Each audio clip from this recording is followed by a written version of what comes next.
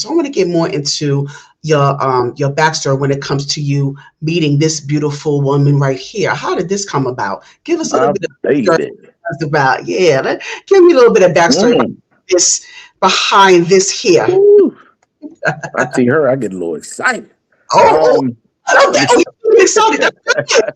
I know that's good. no, so I was at a I was at a so this is when I first was getting back into church because I went through a phase where I was rebellious against church. And this is when I got back into church and I had just got out of a relationship in January of that year, 2018. I had just got out of a relationship in January of 2018. And I was more so like just rebuilding myself. I was just like, yo, you know what? Let me just focus on me. Let me, you know how it is. You go to the gym, you working out, you spending more time with yourself. Um, and that's when I met her. Now our stories differ on Is how that we her? met. Is that her right here? Yes, her name is Nikita. Hi, Nikita. Welcome, welcome, Nikita. Where's she at? She on the thing? She's in the chat. Yeah. Is she up there? Yeah, she's up there. Yeah, she's right there. Oh yeah, Yeah. she is. Bam, there she go right there. Yep. So our stories are going to differ on how Well, we tell met. the type of the chat, Nikita. Whatever it is, like fill in the blanks for us in the chat while he's talking, Nikita. Go ahead. So I was playing drums. We was doing a community event. I'm out there playing drums. We was in front of the Readers. The Readers is an ice cream joint out here. So I'm playing drums, and I look over Uh-oh. and I see this little light skinned junk looking at me. I'm Uh-oh. like, okay, all right, shorty, Lord, nice, shorty, nice. And Okay. she just looking at me smiling, and I'm like, all right, I'm gonna have to get that. I'm gonna have to get that once I finish these drums. And so after we finished, I found out that she knew the Congo player, one of my bandmates, and he was like, "Oh yeah, that's little sis."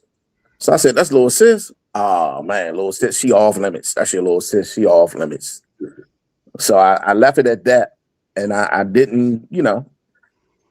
A week later, he had a cookout at his house, a party at his house, and I was there, and she was there, and so I was in the kitchen, and she walked in, and I see her, and my guys, they was like, "Hey, who that?" I was like, "Nah, that's little sis. She off limits. You can't talk to her." And then next thing you know, me and her get to talking, and I'm saying like we was in that cookout talking for about 4 hours to each other, like Wow. nobody else was there. Like Mhm. we was off in the corner on the balcony, enjoying the weather, just having a conversation about everything. And there was Mhm. so much going on around us, like we ain't need pay attention to. Yes, yes. And from that point on, like she just been hooked to me ever since. She Oh. just been hooked to me ever since. And well, we've been hooked to each other. I ain't gonna say she been hooked to me. We've been hooked to each other ever since. I get it. Yeah, even down like even down to the church that I attend right now. That was the church that she was going to, and I always wanted to visit it. And once I visited, I was there. I ain't go nowhere else. So we go to church together. We prayed together. Uh, we was looking at our first date. We went to Fridays, and we probably didn't even order food for about 2 hours because we were sitting there talking. But before that, That's before that, we sat in the car and watched. I think it was a Bible study or one of them. It was like a couples thing, and we wasn't even a couple yet, but we sitting there watching some couple series, even better. and so it just grew from there. So I knew that that was it. That was the person. She was my one. Yeah, I was just about to ask you, when did you know that she was your person? That she was that one? Oh, I knew that after I knew that the first day for real, but after that first date, and the waitress kept coming over and was like, "Yeah, we ain't ready yet. We still talking." And yeah, I knew that. I was like, "Yeah, she the one. Like God sent her my way." Yeah. Yeah, Oh, and that was at a point in my life where I was really rebuilding, and I was in a tough spot. I had moved back home with my mom and everything, and I was just like with my parents, and that was a struggle because I was like, yo, I ain't I'm in my 30s. I done moved back with my parents. Ain't no woman. I ain't gonna be able to get no woman like this. And lo and behold, it happened. she was there. She was there. It happened. Yeah. So when you said the process of rebuilding, and you mentioned about, you felt like you weren't in the capacity to be in a sustainable relationship. So can you kind of give us like how what was her role? Like how did she how was she a part of your rebuilding process? What was her role, and what part did she play in your process of rebuilding? Oh, she was the push. She encouraged me to just all the things that I wanted to do. Like she encouraged it. Like so we now have a nonprofit organization for youth. And it was always an idea in my head. And I would talk to her about it and tell her. And she was the push to be like, yo, let's make it happen. And she birthed that for me, Can, for us. can you talk And about that in the organization, please? it's called Live Accoy, Live Against Killing Our Youth. Mm. Yeah, yeah, yeah. So right now we're in the stages where we do seasonal stuff right now. One of the things for me, it was just like because I deal with youth at work, I didn't want it to be a conflict of interest, So we do things now such as like Thanksgiving drives where we go out and give out Thanksgiving dinners to families. Like we go grocery shopping for them. Coat drives, drop them off at the homeless shelters. Babies' clothes, all them different type of things. So that's what we do right now, but it's more geared to just exposing our youth to something different, exposing them to a better life and something different than the things that's around them. Because through my career, I've had the blessing of meeting a lot of people that I feel like, if they just saw some of these people that you would normally see on TV, and I'm able to bring them to you, or I take you to them, and you able to see they came from the same background that you came from, but they was able to achieve this, or they the same people that you don't see on TV talking or playing sports, and they was able to achieve this. Like just that whole portion. That's one of the main goals and objectives of the nonprofit is to expose, plant seeds, plant Awesome. seeds. Awesome. And speaking of planting seeds, I know you're a father as well. Yeah. Yep, And how many yep. children? 3.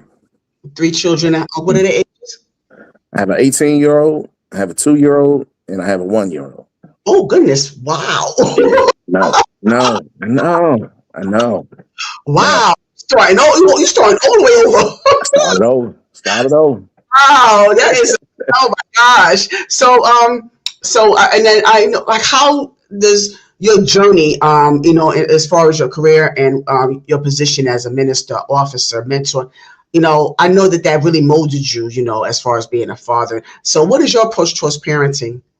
And a combination between the journey, like I mentioned, and also your interaction with your parents. I know you mentioned that, once the roles reversed, then you understood, Yeah. your Yeah, yeah, position. yeah, How do you equate that into your parenting style? yeah. So I was a little tough. I was a little tough on my oldest. I was a little tough on her. What's of course. Um, and so she's 18. She's in college now. So I was a little tough on her. Um, but I kind of had to soften up because these kids nowadays are a little different. The way they grow, the way it's like Yeah. it's Hmm. like the way we grew up and the stuff we went through. Like if you put them through it, is mental health and da da da. And Right, right. so it's like so I am learning. So through my oldest, I'm still learning to I'm bringing out more of a softer side of myself because, like I Okay. said, I was always aggressive. I was always, and a lot of that came because I had to just evaluate myself. That's what I'm starting to learn how to do even more is evaluate myself. When I say that, meaning I know what I think I am. I know who I see myself as. Um, but when you go and you ask people that you love, your loved ones, the people that you trust, like, how do you see me? Mm, You know, and you hear some of the answers and they be like, yo, that's so off from what I thought. Like I thought I was the easiest person in the world to talk to. But my daughter told me, yeah, it's a little hard to talk to you. mm. Well, she's gonna have a different perspective as your daughter. Yeah, it's gonna be different. Yeah, yeah. But you know, so as my pastor say, you want to always be able to be on your child's boardroom. Like through life, you are the director. You tell them what to do. But when they become of age, you want to always be on their boardroom. So that means you always want to be someone that they can come and talk to. That safe space. So uh that's one of the things. Like I think I learned a lot through my 18-year-old. Yes. That's going to Mm. it's going to change and affect the way that I raise the younger ones.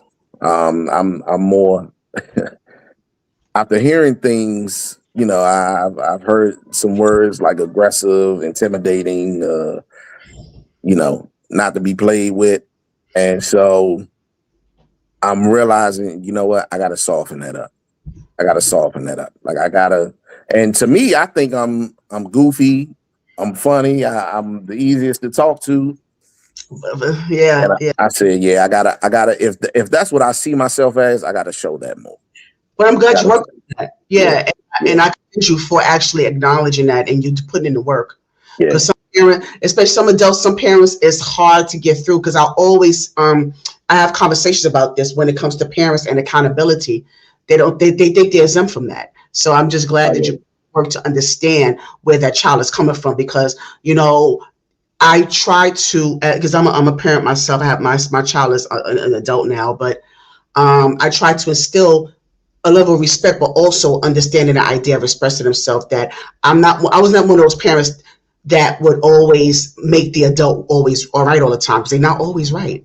Mhm. Like because I remember growing up, all the adult have this, an adult could lie on the child and use them as a scapegoat, and it was easy to get in trouble because they always took the adult side. But I wasn't that type of parent. So my point is that um, we have to allow our children to hold us accountable. And You see, know. and that's what I wasn't doing at first. At first, it was like because I said so. That's Yeah. why. Yes. Like I don't care what you think. I don't care what you say. I said do this, Hmm. and so I had to learn to allow her to be able to express herself in a Hmm. respectful way. Right. Right. That's Respectful way, like even down to if you felt I was wrong about something, we can discuss it as long as it's in a respectful way. don't yeah. don't tell me you was doing too much. Nah, no, no, no. Yeah. So given because like I said, it was we was able to pack so much, and like I said, I do appreciate your candidness when it comes to that. So I want you to get more into like going back into the church and how your role as father, minister, officer, all of those things combined. How is it received in all these different avenues? Like, how are you received in the church? How are you received within the community?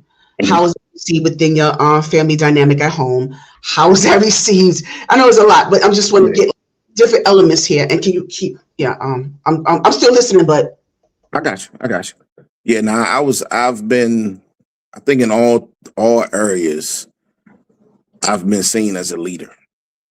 Um, and even when I don't want that title, or even when I don't want to go down that road, that's what it always ends up boiling down to, and ends up happening. I'm seen as a leader in all areas. In church, uh, I lead different ministries. I lead, the morning huddles sometimes. Um, as a police officer, I lead my groups in mentorship. As a father, I'm a leader at home. like I lead my family. What was the other one? You said, yeah, but that's. I think I'm seen as a leader, and I mean I'm a good guy. I think I'm. People see me as a good guy. People see as even though I can come across as aggressive sometimes. They see me as a good guy. They see my heart. Like I'm fair. I'm fair. Yeah.